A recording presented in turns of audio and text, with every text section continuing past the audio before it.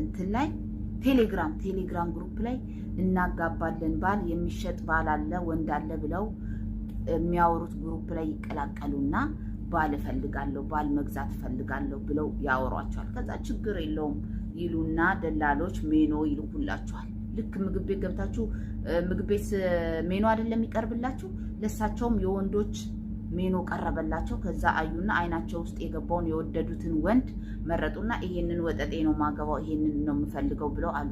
ከዛ ቅድመ ክፍያ አለው አሉ። ችግር የለውም ብሎ ገንዘባቸውን ቆጠር አድርገው ከፈሉ፣ ላኩላቸው።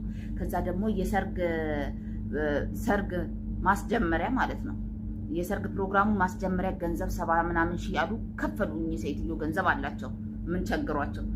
ከዛ በዚህ ቀን ነው ሰርጎት ብሎ ከነገሯቸው በኋላ እኚህ ሴትዮ ደግሞ ቤሏቸውን ለብሰው ተዘጋጅተው ሲጠብቁ የተገዛው ባል ቀረ።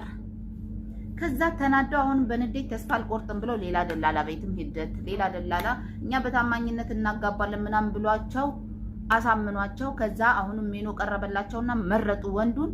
ከዛ በኋላ ወደ 300 ምናምን ሺህ ብር ከፈሉ። አሁንም ያ የተገዛው ባል ቀረ። ከዛ ተናደው ሚዲያ ላይ ወጡ። የኢትዮጵያ ሕዝብ ይፍረደኝ ብሎ ቅሌታም ሴትዮ ማለት ነው እንዴ! ቆይ ወንዶችስ ብትሆኑ ምን ነው እናንተ? ከገንዘብ እኮ ክብር ይበልጣል አይደለም? ከገንዘብ ከፍቅር ክብር ይበልጣል። ምን ነው እንደዚህ ክብር ረከሳችሁት? እርሶ ሴትዮስ በገንዘብ የገዙት ወንድ እውነት ባል ይሆናል? እንደው ምን አይል ብታስቡ ነው? ምን አይነት የወንድ ጥማት ቢኖሩበት ነው? ትዳር እኮ ከፈጣሪ ነው እንዴ!